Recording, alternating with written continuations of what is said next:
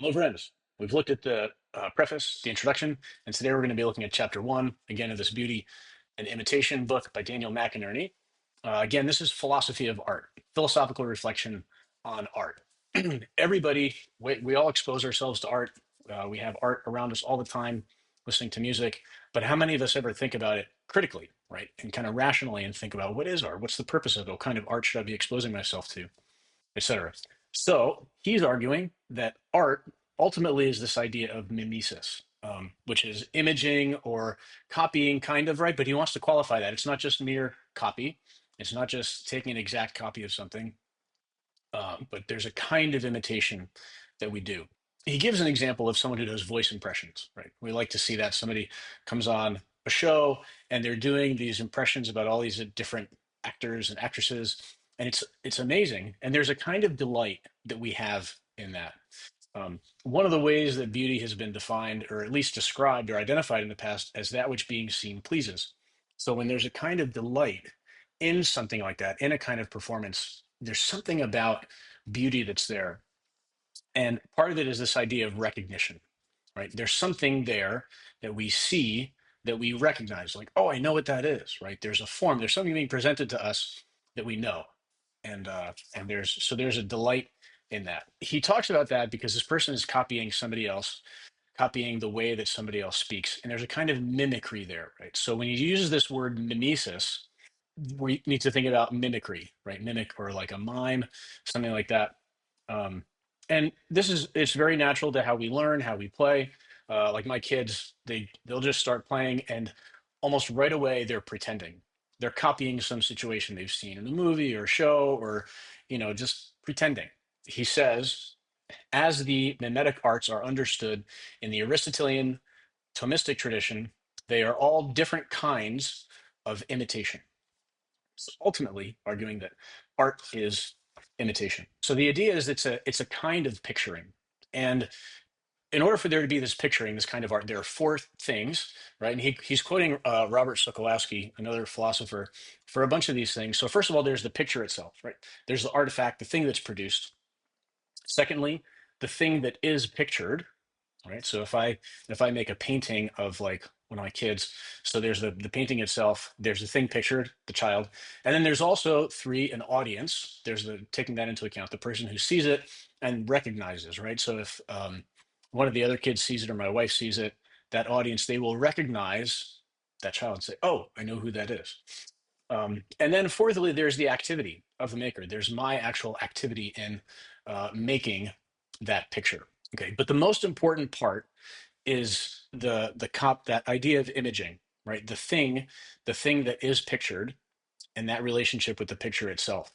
That how well is that copy done, right? Or what kind of copying is being done there? Because then someone could look at that picture. My wife might look at that picture, and the child might not be present, but that child is made present. In fact, I might paint it in a kind of way that then sort of like reveals an aspect. Or I could take a picture, right? And I show the picture to my wife, and she's like, "Oh," and it's a picture of the child doing something that child kind of characteristically does. And there's a recognition there, like, "Oh, that's the child, and yes, that's what that child does, or that's the expression of that child." That thing is made present even when the child is not there. So there's a presence even in absence. When we're copying things, so he says mimetic art as image and sign. There's a section here.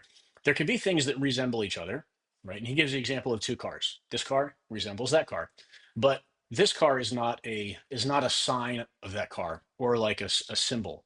Like if I see two stop signs, one of them is not going to make me think about the other one. It's not pointing to the other one.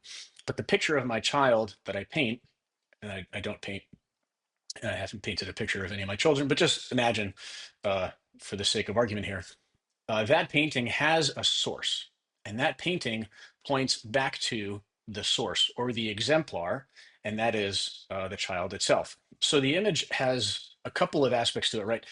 There's a sense of similitude. It has to be similar enough. There's got to be something about it, at least, that's similar enough. Even in something like a caricature, obviously that's not a picture. That's not an exact copy, not even close. But the idea in like a caricature is that it's good enough to recognize, and then certain features are emphasized, and then you see it and you recognize it, and maybe even recognize some of those features in a way that you hadn't thought about it. before. In some way, the picture is like the form, or it brings out the essence of the thing that's being pictured. Right? He says mimetic art makes its source or exemplar present in its absence through the manifestation of form. Right, and form is kind of a technical philosophical term.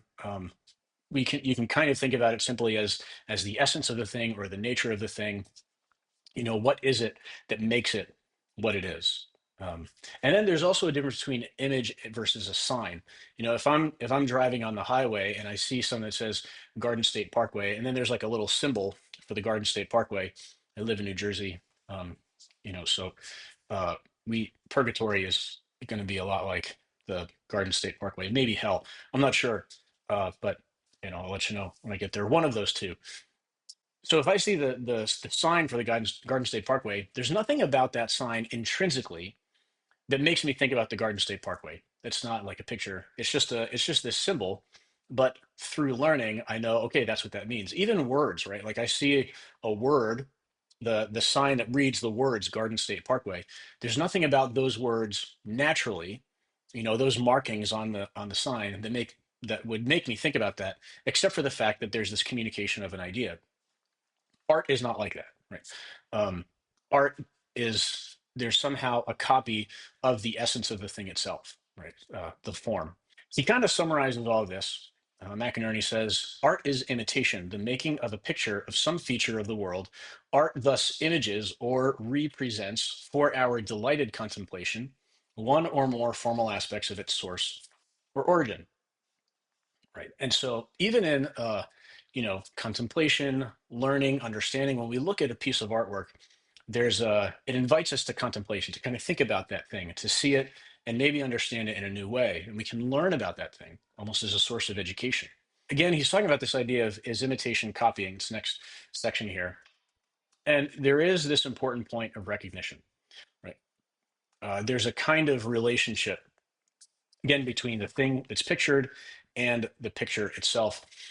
But in modern philosophy and modern art, there's been a little bit of a rejection. Some schools have rejected this whole idea of there being any kind of a copying, um, and probably a misunderstanding of what was meant by mimesis, copying, imaging of something, and saying that art is just about sort of the technical aspects. He mentions the plastic elements like line, shape, volume, color, shading, etc. They say, art, it's just about this. It's just about these elements, these technical aspects. It's not about copying. What a lot of those people were rejecting, though, was the idea of um, something being an exact copy, right? It's not just exactitude.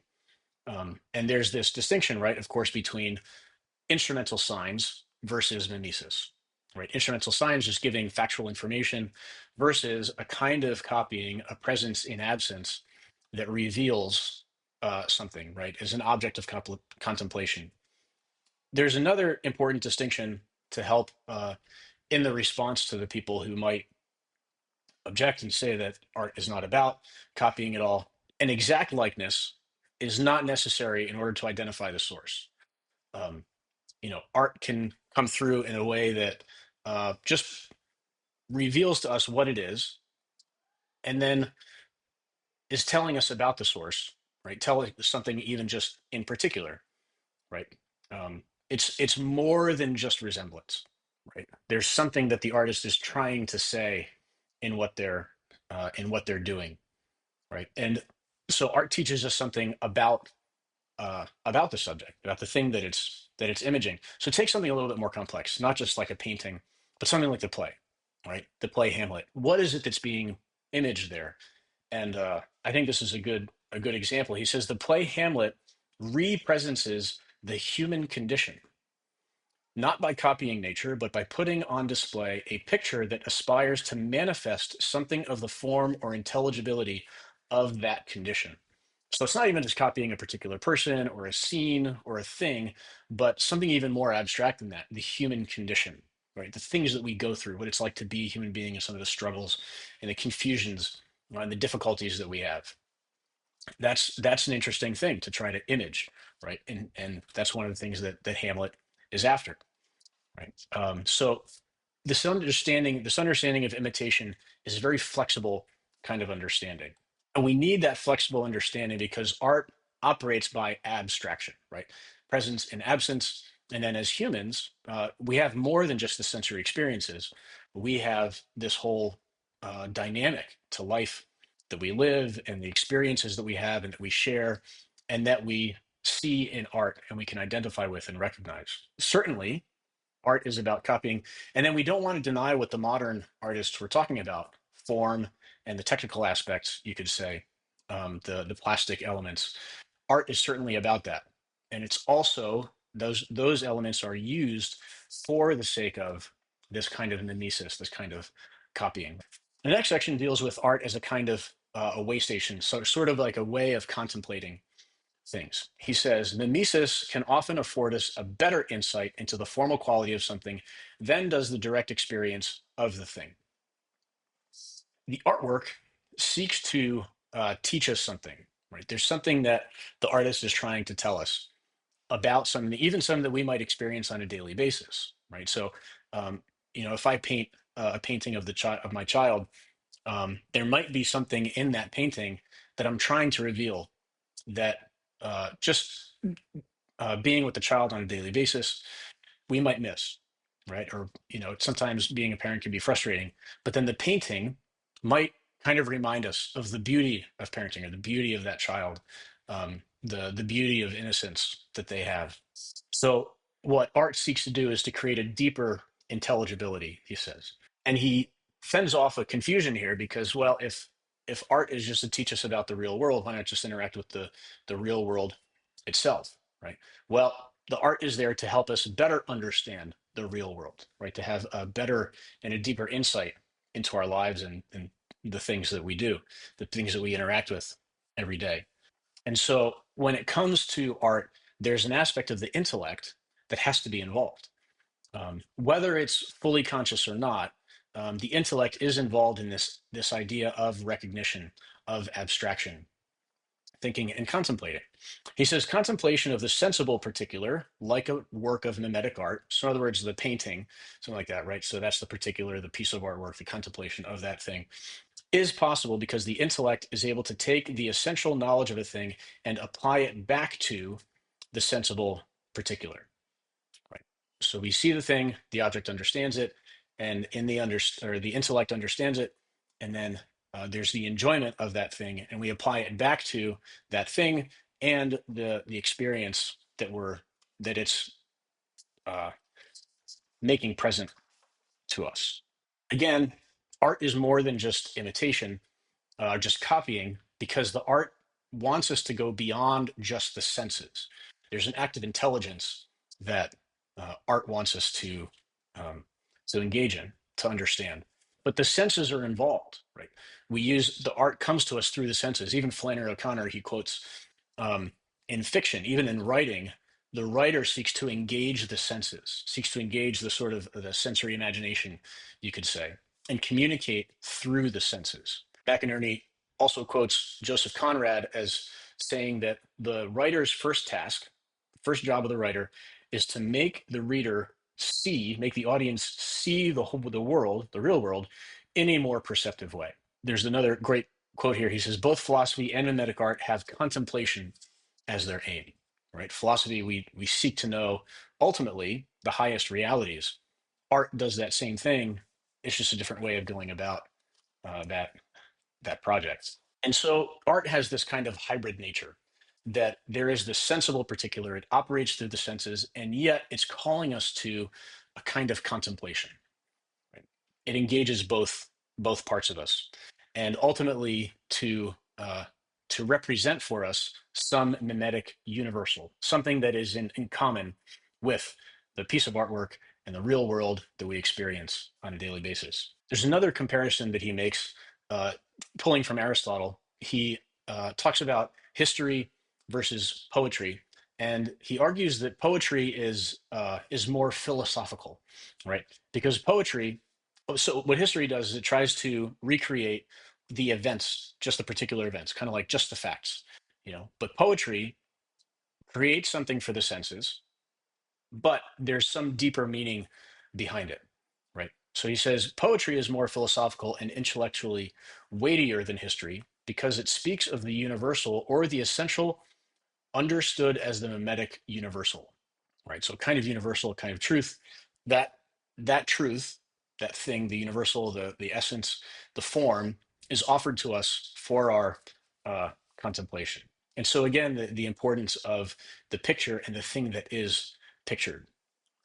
Um, so all arts, in some way, are telling us a story. They're telling us about something, some story, right? Everything has a story, you could say.